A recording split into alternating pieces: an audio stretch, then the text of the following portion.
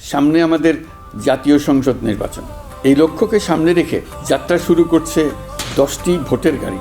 এসব গাড়ি দেশের 64টি জেলায় ঘুরে বেড়াবে।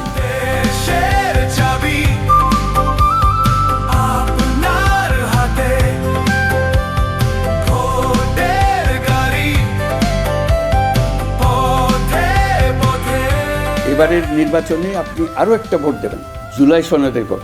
আপনি যদি এই সনদ সমর্থন করেন তবে গণভোটে অবশ্যই হ্যাঁ ভোট দেন। আপনার সিদ্ধান্তেই গড়ে উঠবে নতুন বাংলাদেশ। চলুন আমরা সবাই মিলে এই গণতান্ত্রিক যাত্রাকে সফল করি।